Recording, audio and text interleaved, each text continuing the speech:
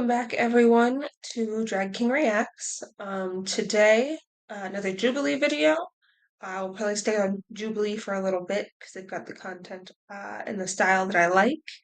And then we'll move to something else. When I find more, or when you guys suggest other channels, we'll look more at those channels as well. Today, we're going to be doing Does All Gen Z Think the Same? Gen Z is the Sorry, picking up my phone here. Gen Z is defined as those born between 1997 and 2012, which puts me right in the middle at 2001. And I can tell you that no, because my younger siblings, my youngest brother, my little brother, um, is also Gen Z at 2010, and we do not think anything alike. So no. It does look like the people in this video are all going to be around my age. So I think that we'll have more similar opinions, but there are younger Gen Z as well, and they're going to think very different from the way I do, as an older to middle Gen Z. Because currently, today, when I'm filming this, Gen Zs are anywhere from 12 to 27, and obviously a 12-year-old and a 27-year-old have super different views on life. So let's go ahead and get started.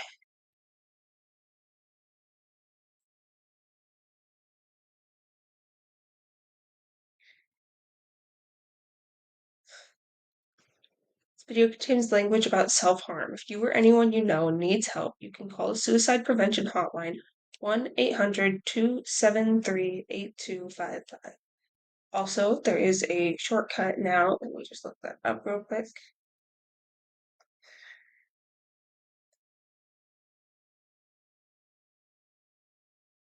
Suicide prevention hotline is now the 988 Suicide and Crisis Lifeline.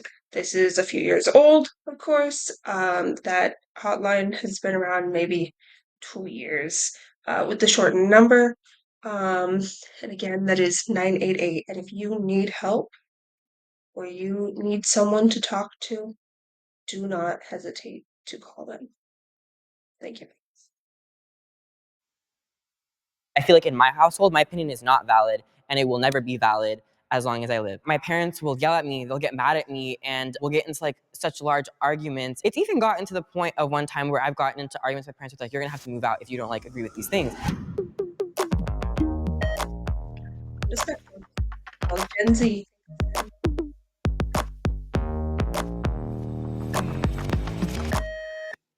I've sent or received nudes. Oh God. Do I have to 3, answer this? 2, 1, go. Girl. I mean, like, yeah. I will also If one day I want to get a certain job or go into a political office, I just don't ever want to have somebody to hold that against me. Even when people send me nudes, I'm like, I didn't necessarily need that. Like dick pics when they're just, wait. you know? Are we saying nudes? Nudes. Should Oh we start my over? God, I thought we were saying news. N-E-W-S. Nudes. I'm Okay. so sorry.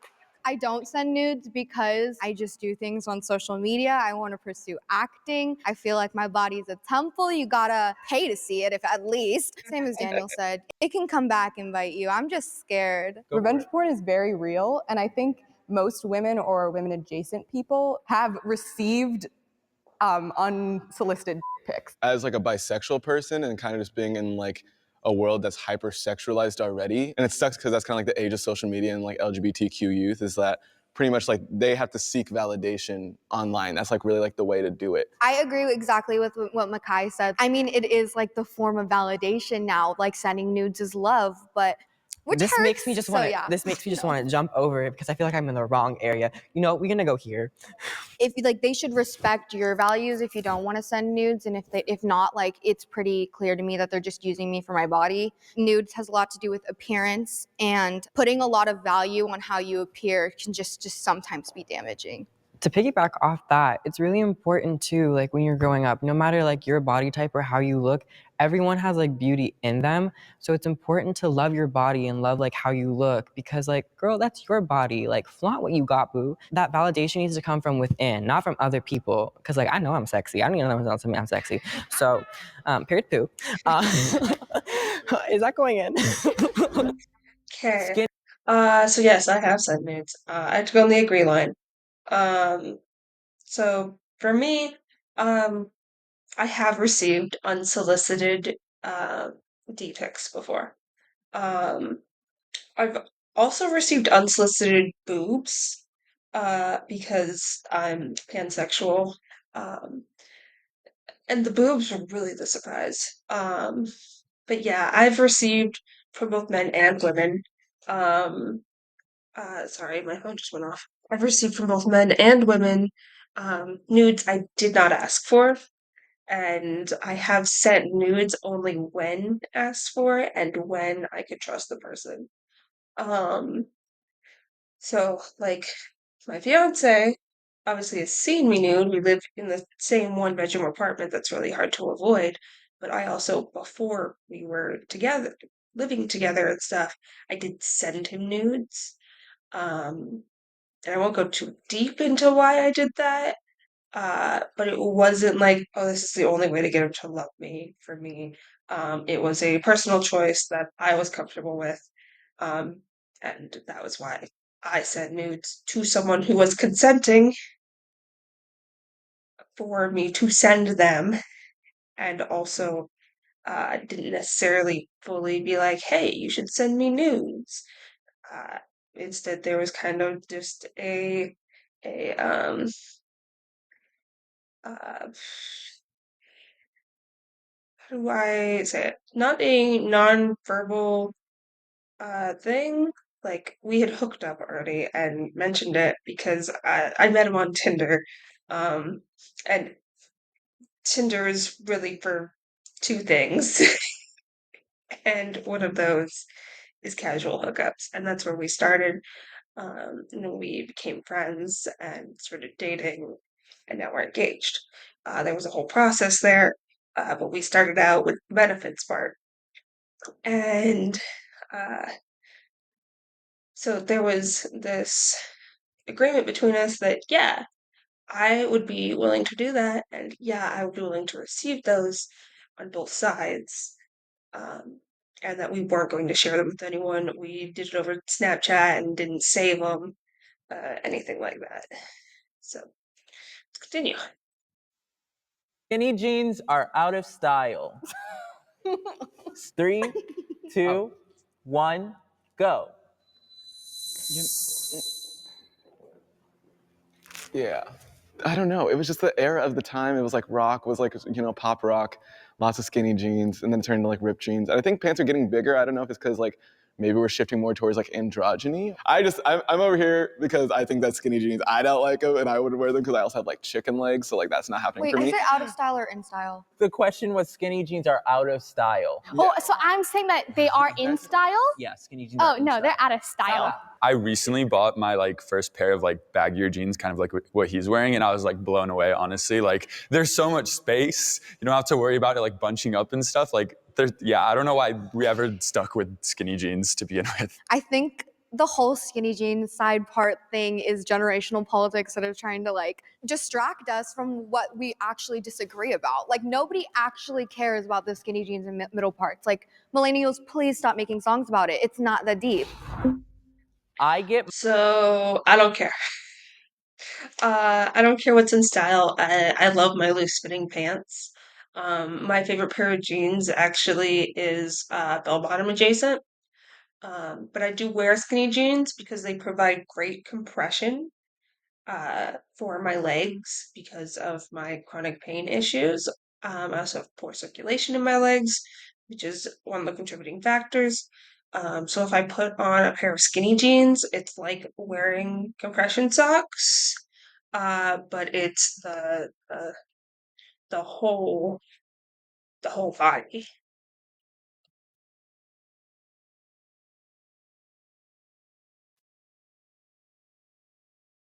Sorry, I My just got back. news from Uh, YouTube. my 3, car got 2, towed yesterday. 1, go. From in front of my apartment because I forgot to move my placard from my sun visor onto my mirror, I my just somewhat handicap placard. disagree because So they I towed my try not car to just, yesterday, stay on YouTube and because my it can in-laws to be a lot be of just dropped it off disinformation. again But I because also feel they went and like, got it I for follow a me. lot of political But I'm YouTubers and I back, feel like their and we're perspectives ready are different to than what's on the continue. mainstream because like 3 corporations own all of the media. Social news, Twitter, 100% easily. But like if it's like some political stuff, I have like subscriptions to like New York Times, even Fox and stuff, just so that I get a perspective from everyone.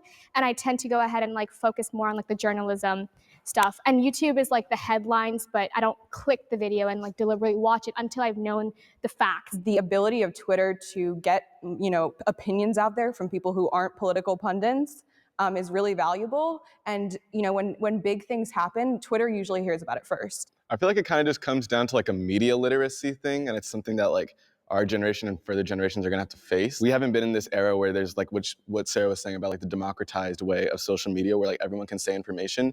We're like in this new era where we pretty much have to learn how to decipher which is valuable and valid information and what's not. And like as social media continues to grow, I feel like we're just gonna keep becoming more literate. And I feel like we should be taught this in schools. We're in a whole new era. Like we grew up with like tablets and laptops, whereas in like previous generations didn't, which allows us obviously to have more diverse opinions, but I think that should be taught in school as well. Do your guys' parents ever just call you and be like, did you know this happened? You're like, yeah, it happened like 5 hours ago. And you're like, did you just find out now? It's usually fake I'm news glad with my Sarah- mom. Oh my It's gosh. usually fake news with My mom, she gets Yeah. news from Facebook. Same, Literally, she same, calls me and she's same, like, did you yeah. hear about this? Like, mom, that's right. And she's like, it is. Yeah. Like my mom, when she was on Instagram, she just was like, she was seeing the wrong stuff. And then she was like, the vaccine, those microchips. And I was like, Mom. I think it's also important to think about like why people believe that. Like, yeah, it's like stupid and it's funny to make fun of, but like people are afraid of like, really rich people who are going to be like controlling a lot of stuff without, democratic Yeah. elections and without any accountability. And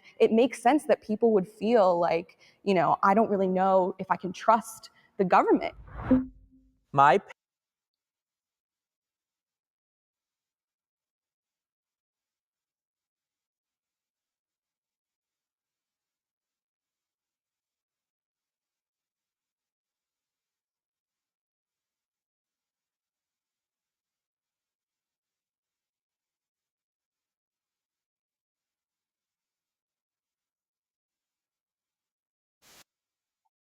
Okay.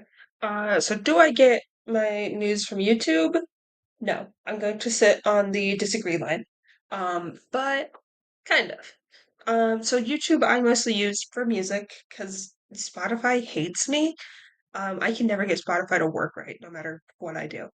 Um, but so I use YouTube for music, and I use YouTube for memes. I cannot have silence for long. Um, so I use it for memes, Reddit reading, and music. Um, so through memes, I see a lot of headlines and odd things. And then I am media literate. I go and I do my research and I don't talk about things I don't know about. After that, I've seen some things on Facebook and then TikTok. On TikTok, I see a wide variety of things, everything from cosplay to journalism. And I follow a few actual journalists. Oh, Banana Shirt Good News Only is great. I love them. I can't remember their username right now, but that's their segment I love the most. But I love them as a journalist. They're very informative. They talk very, very succinctly about what's going on, and they give you up-to-date information right away. Under the Desk News, that's who it is. I love Under the Desk News. And then I also verify even their content if I need more information. I verify that, and other things that I hear, I verify that. I do agree. Media literacy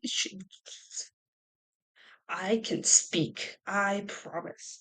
Media literacy should be taught more in schools. In high school, I wasn't taught a whole lot about it. I was taught how to check um, if a website was a good source, and that was kind of it. And website being a good source doesn't always mean that it's actually a good source of information, just that it's a valid source of information. Um, One of them mentioned Fox News, and I think this is a few years old, so they weren't quite as one-sided yet, because they became very, very, very one-sided in the recent years. Um, but yeah, I do think media literacy should be taught. Um, I took a full college course on media literacy, because I was working towards an English degree. Didn't get Parents the and degree, I but I agree on did political take the and classes social and I did issues. pass those 3, classes. 2, So I do 1, go. know what I'm looking at, and I don't talk about what I don't know about.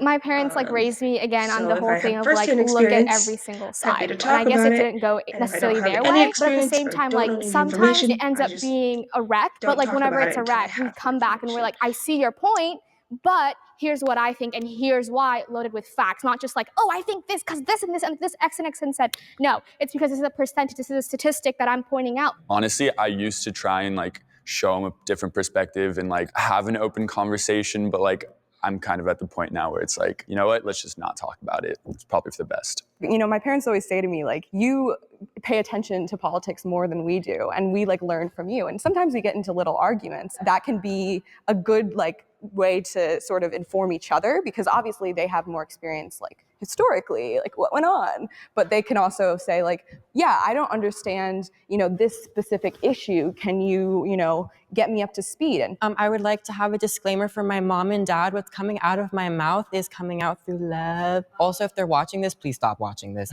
My parents are very closed-minded and conservative, and there have been fights, as in Daniel's family. I feel like in my household, my opinion is not valid, and it will never be valid as long as I live. I don't want to be quiet about the things, and I want to speak up and share my opinion, but when it comes to that, my parents will yell at me, they'll get mad at me, and we'll get into like such large arguments. It's even gotten to the point of one time where I've gotten into arguments with my parents with like, you're gonna have to move out if you don't like agree with these things. And it's like, I understand what you're saying and all, but you're telling me that if I don't do what you're saying, what you think is correct, I'm not allowed to think what I think is correct because what you think is correct is concrete. It's kind of similar but different. Like I'm actually grateful that my parents and I have different political opinions, because I think it's kind of forced me to try and see the other side and try to understand why they think a certain way. sometimes those disagreements are fundamental to your identity. Like they say a lot about how you look at the world, how you treat other people, and it's hard to separate that. I don't want to be friends with someone who thinks that like people who are poor or unhoused people or do that because it's their choice, because that's a fundamental disagreement with what I believe. That's fair, but also family, I feel like, is different. They're immigrants. There are certain issues that they won't, you know, fully understand. Yes, it would be nice if they try to. It's very different with it like friends or like your parents, your Exactly, family. yes. I agree 100% with Daniel. My parents came from Romania. It was communist at that point. So their views on the world are not going to be the same as everyone's as like they were, you know? So it changes because where you come from is so different from America.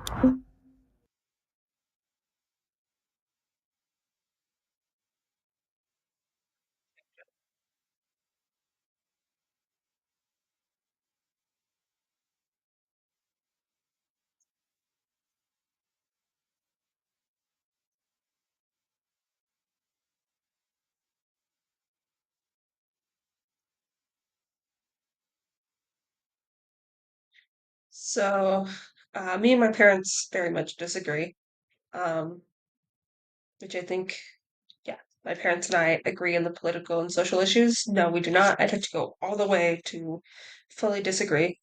Um, my mom doesn't talk about it. She doesn't like to talk about politics or any of this stuff, um, because she knows it's going to go against what I believe.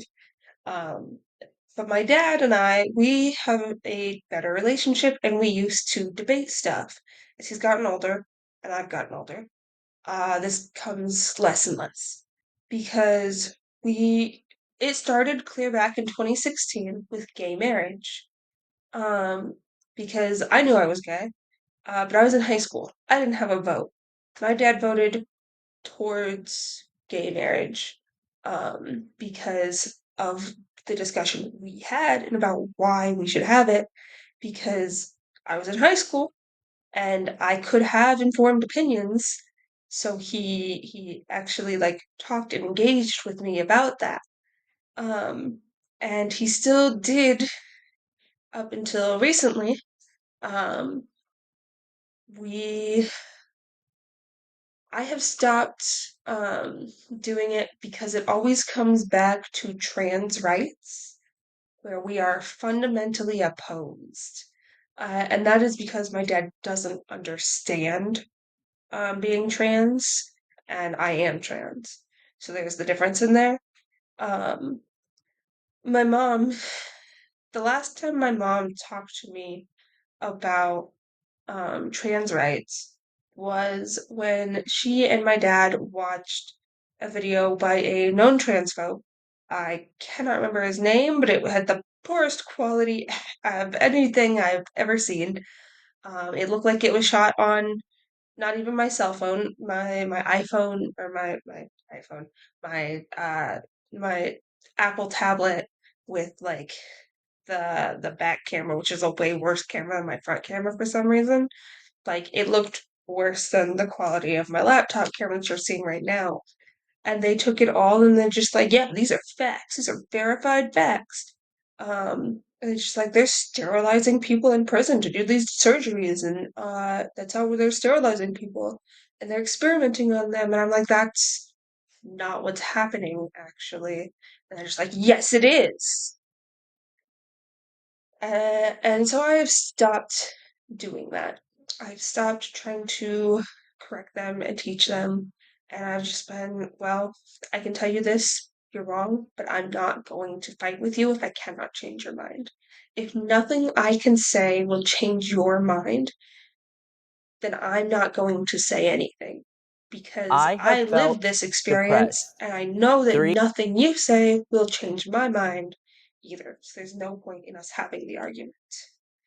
But yeah, my I voted for Harris, and my dad voted for Trump.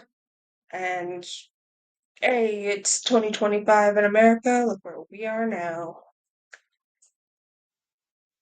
3, 2, 1, So I'm gonna get go. deep. I'm gonna talk about it real quick. This may be the Yes, last ad you yes, see. I With have. Hi I AdBlock, totally, visit your totally favorite agree. websites I'm and going to watch let them ads disappear. go to their spaces, of course, here in a second. But yes, I have. Guys, I'm coming. It's I have There are a lot clinical of points depression, where it is and I have romanticized, gone and I through think that's a deep depressions. it's a difficult struggle. And also I think like within like the Black community, there also is just not a lot of attention to mental health at all. Obviously There's there's an points where ad. I feel flustered and I feel like, oh, like everything's I crumbling highly around doubt me, that. and that's like a very common human Thank you, thing. though. People want to talk about how depressed they are until you're like, hey, Yeah, I haven't everyone's taken a on the shower angry in 4 side, and weeks and I I'm can't get out of not. bed and I haven't been eating food. And they're like, ew, that's gross. It's like, that's what depression is. Especially with our generation, what ends up happening is that some small thing happens and we're depressed. The term is just used so loosely. When you say comments like that, it takes away the power, in a sense, from like people that actually are seeking help. So I'm about to have a really vulnerable moment with y'all. So my whole life, I have been so bullied, and words hurt so much. And 6 months ago, I almost took my life because of like words. They have this effect on you, and sometimes you can't talk to people about it. And my friend's mom posted, if you needed to talk to someone, to call this number, and I talked to them, and I spoke to them on the phone for 2 hours by myself at nighttime. And if it wasn't for her just doing that, I feel like I wouldn't have been here today. I want to hug you. Can I give you a hug? Yeah. It's okay. Yeah, thanks for sharing that. Yeah. Oh, thank you. That takes a lot of guts to speak up about it. My whole life, I've wanted to show kindness through me, and I hope that I do show kindness to others, because I don't want other people to feel the same way I felt, because if I can help someone feel that smile or that joy, for me, it would mean everything to me, because it means that I'm fighting what other people did to me. I don't really like it when people like compare their depressions, because like, you know, saying like someone else is not depressed, because you don't really know what they like feel. But I'm really glad that people are like talking about it now, and that we can all like bond over it. I'm truly thinking that like the pressure that's put on our generation with social media is what like causes it. But yeah, I'm really glad that like people talk about it, so we have resources and stuff.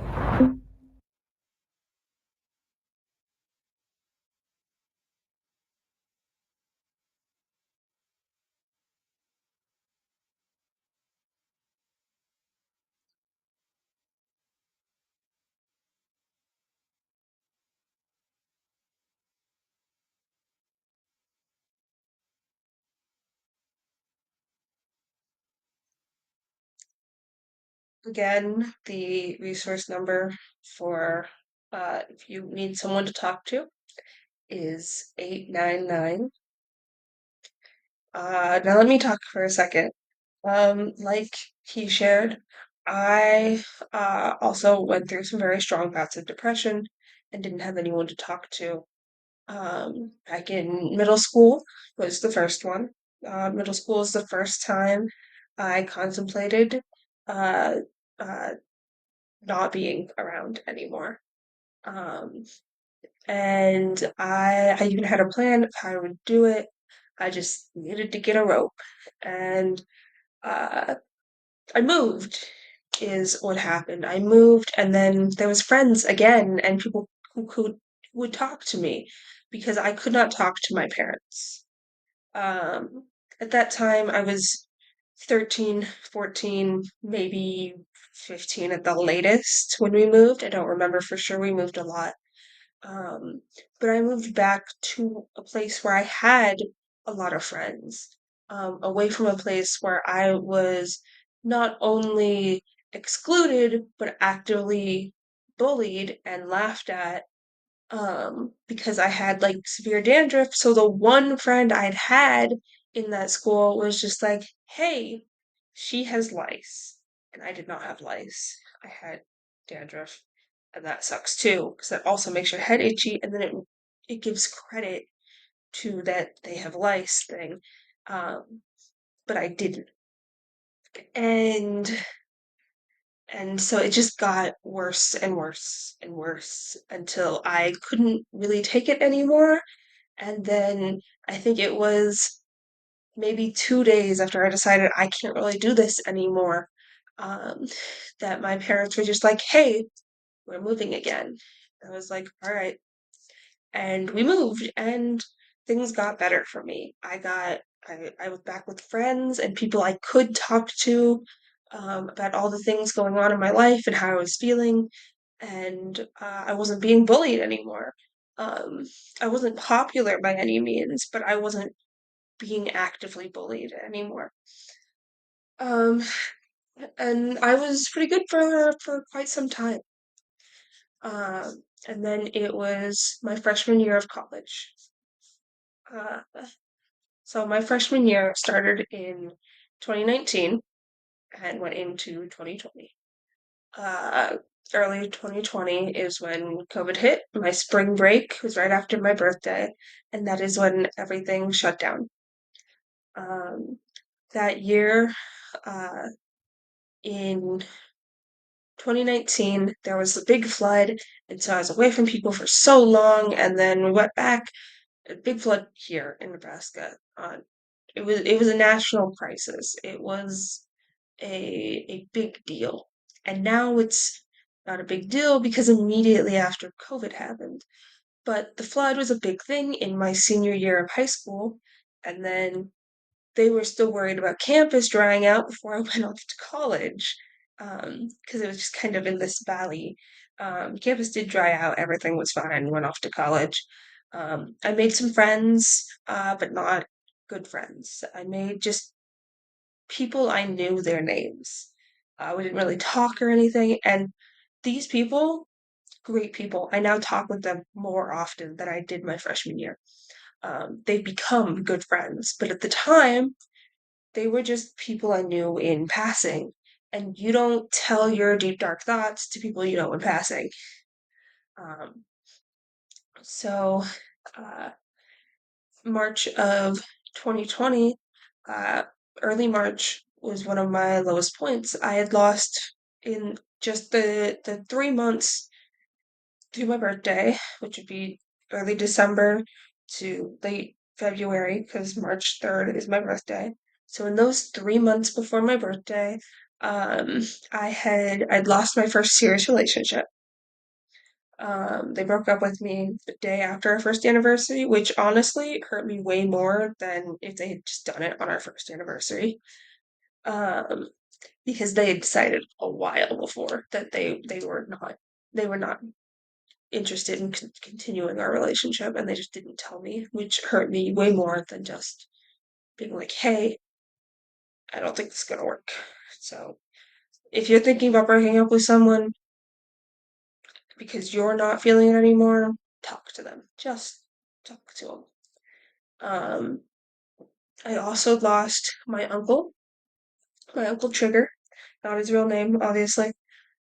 He died about a week before that relationship broke up, and we lost two different family pets, um, a dog, which our neighbor poisoned, and also a cat, but that was old age, so we knew that one was coming. That one didn't hit quite as hard because I knew he was going to pass.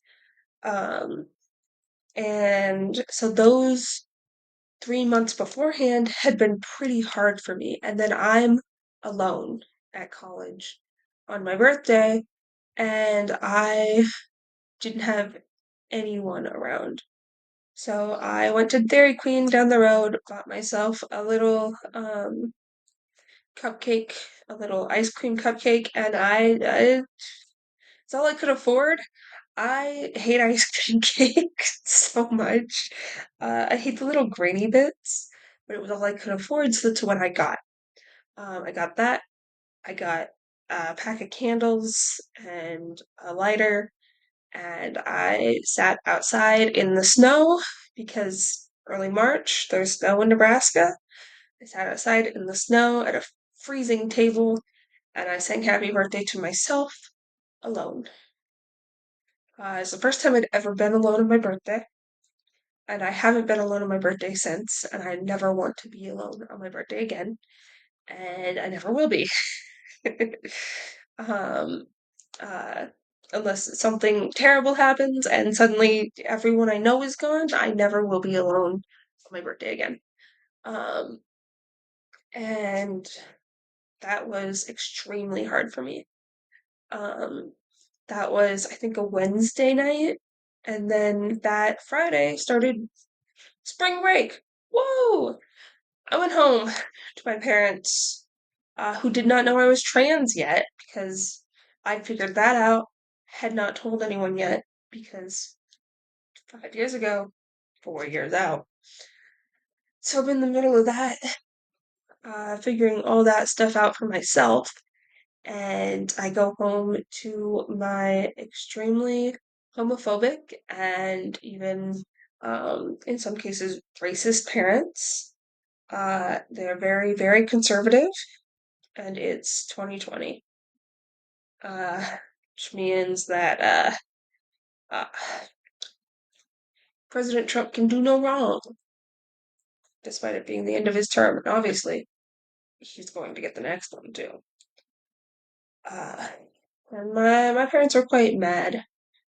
My mom didn't care that much. My mom doesn't care about politics. My dad was quite mad when Trump did not instantly win his second term immediately. Um, but so I went home to all that after having the lowest birthday in my entire life, and I invited 40 people to my 16th birthday party, and only 3 people showed up. So that's really saying something about where my mental health was at the time. I ended up only passing 2 classes that year. Um, and honestly, COVID hitting and forcing me to go home was probably for the best because then I was forced to not be alone. I could be around my family even if I didn't want to be around them. Uh, and then I just went about my day and went through the motions, and eventually things got a little bit better. Um, but my parents didn't really believe in mental health until kind of recently. Um, my dad is about 60 and my mom is about 40. And my mom is bipolar diagnosed, would be medicated, but she didn't like the way the meds made her feel. Uh, my dad didn't really believe in mental health because it wasn't a thing when he was a kid.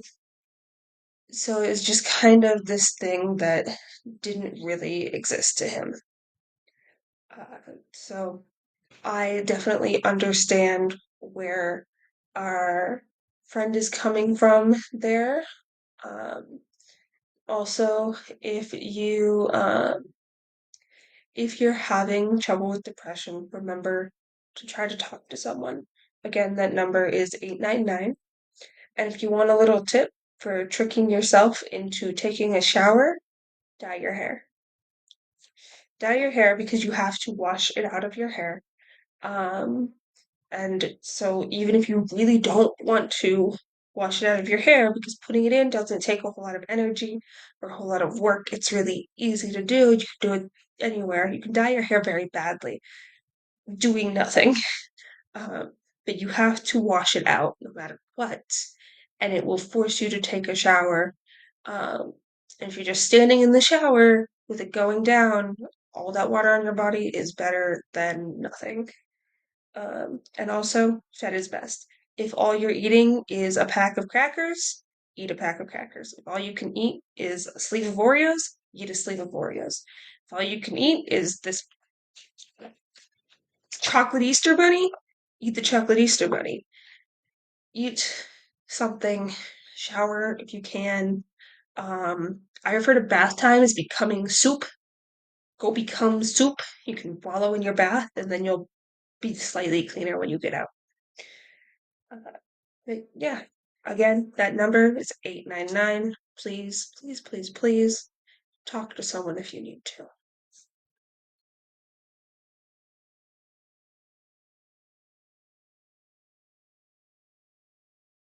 Now that I've had a chance to step away for a minute, um, let's continue. I am optimistic about the future. 3, 2, 1, go.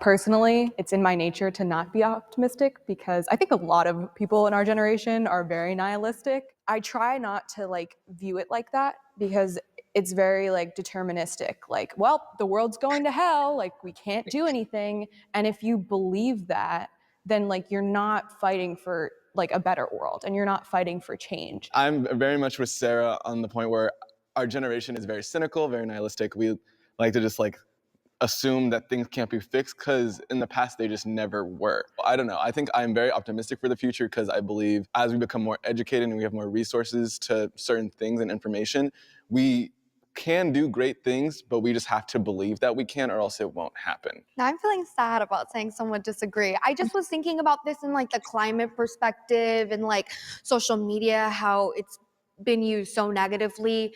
When I think about those two major things, I can't see it stopping anywhere. It's a little unimaginable. It's like you Yeah, can't. no, It's like I want to be incomprehensible. positive, Yeah. of course, and I want the change to happen, but like where does it start? I try to be positive and I always say, like, if there's something you don't like, we can work on it and fix it. And I think that this generation in particular is really good at that. Like Gen Z is crazy. Like we get things done. The impact we've had with like TikTok even, like Yeah, we changed a lot of things. I feel like we have come far as a society, but that doesn't mean I'm also not disappointed in our society. There's so many things that we've gotten to like build upon as a society, and people are growing upon as a society. And you know what? After like meeting you guys today, I'm not gonna lie, I feel like there's hope. On a more societal point of view, I feel very good that like change will occur whether we like it or not. That's just how society is. We progress. That is officially a wrap. Great job, you guys. Huh. Uh, I can see both sides because Theo has good points, and I think it's pronounced Sabah. Sabah has good points. Um, I can see all of this. I do tend to sit towards the middle, but I have to slip over to the disagree side just a little bit. Mostly, 'cause I live in America. And right now, being trans and disabled in America is very not good.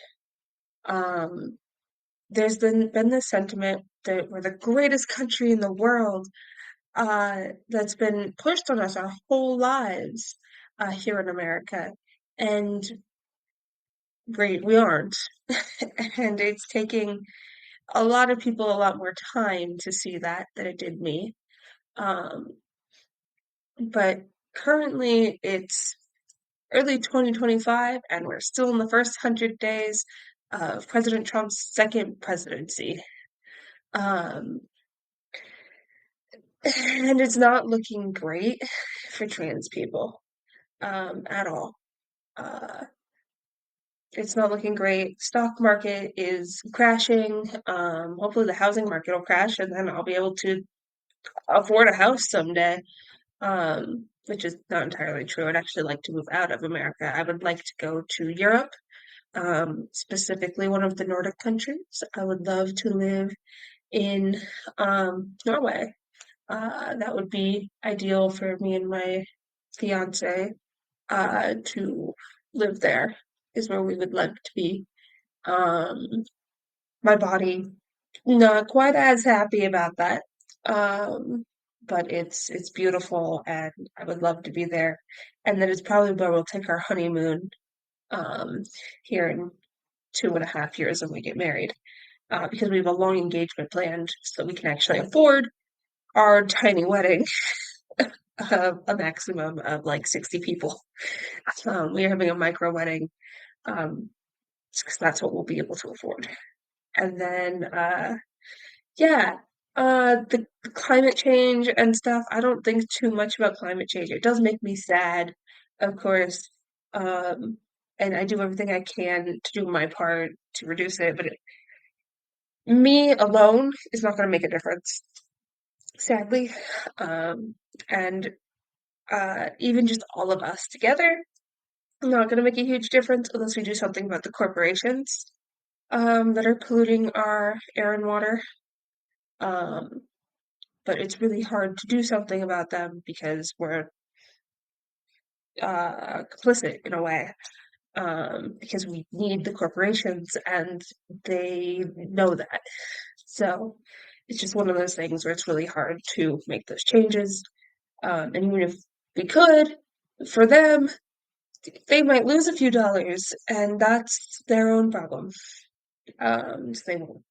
So I can be optimistic sometimes, but I can be rather pessimistic. Like a thought I had the other day, my grandmother was a witch from Germany, which I say that, you're like, oh, that's scary. That's what she called herself. She called herself a witch. She was a pagan. She had brown eyes and brown hair, and she lived in Germany just before World War II. She left. She saw the signs coming, and she came to America. Um, and she's not just my direct grandma, she's like 3 generations away.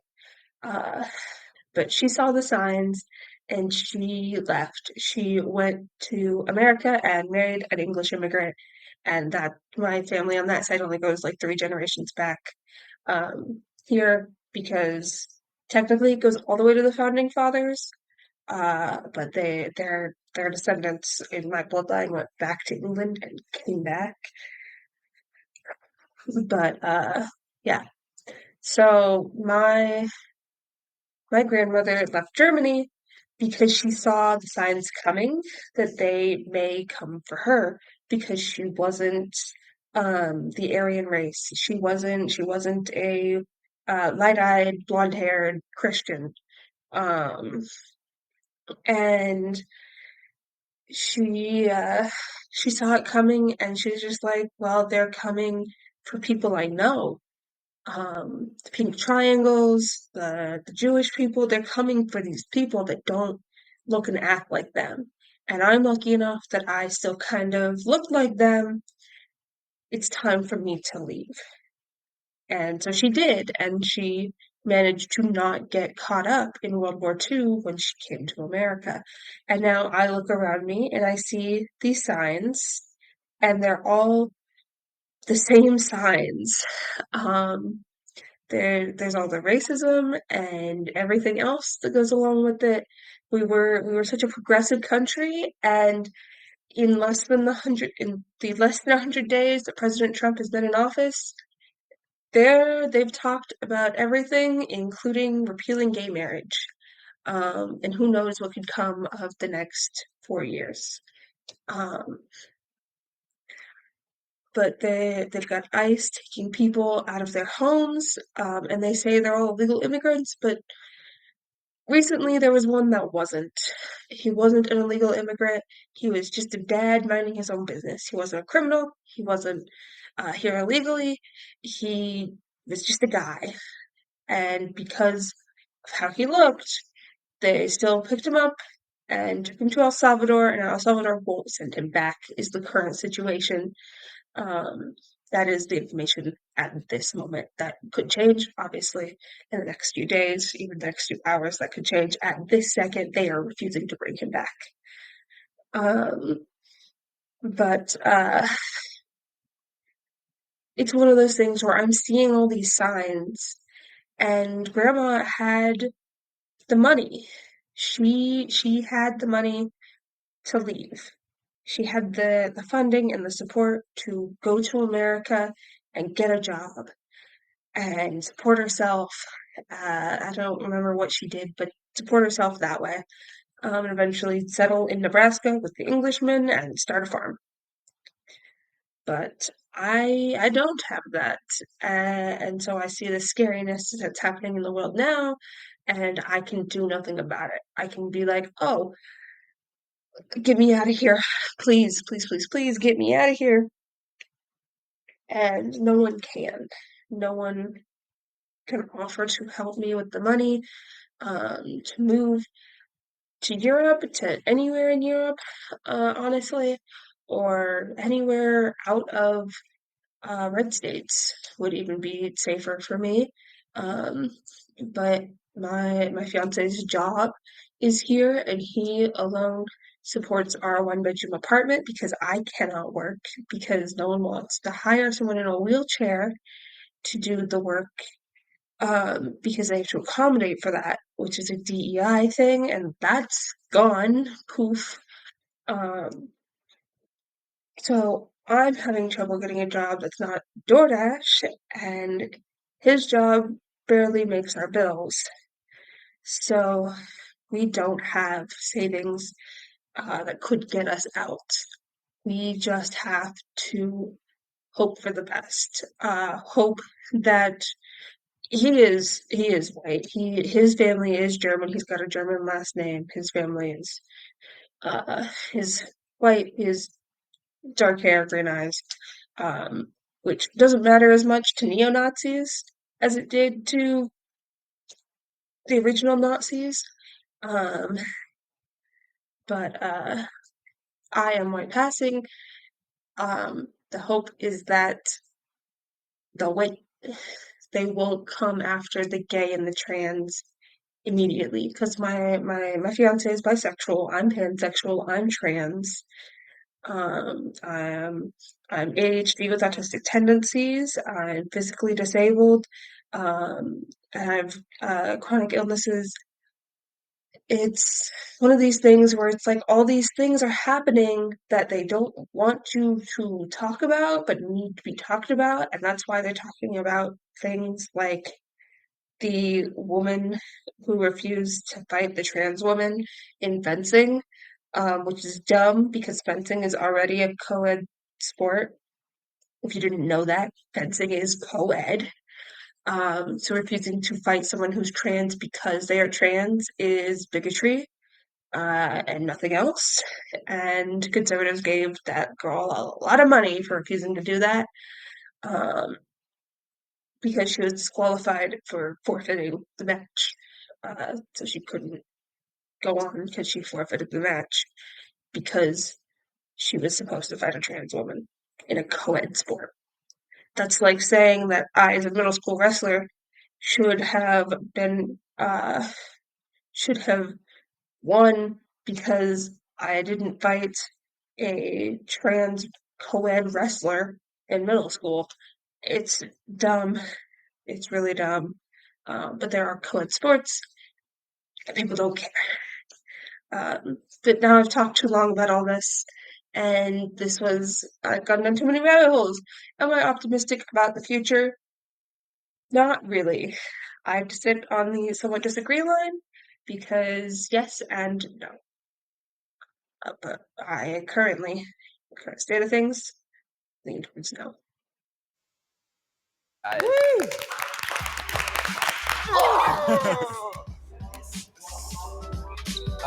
Does that have to be like a moment? Like, Is it a moment? Can we be like single Can we, file? like, can we be holding hands? But I look so awkward. Wait, can we all like catwalk off as a group? they're like, oh, 5, 6, 7, 8.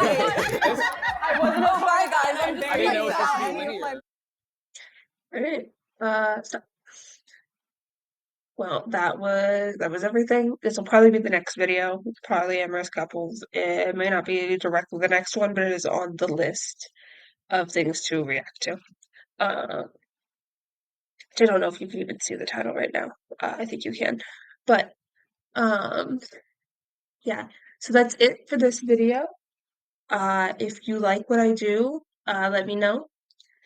Hit like, hit subscribe if you want to see more. Comment what you'd like to see more of. Eventually, I will have more videos of me dancing up, and I may even put up some practice videos. More makeup tutorials may come because I do my makeup slightly different every now and then. And oh, I mentioned my cat in the last one. It's cat tax time. Okay, girl? My sweet baby. My sweet baby. This is Ezra, my sweetest baby. Bye, Ezra. Okay, thanks for watching all. Love you. Bye.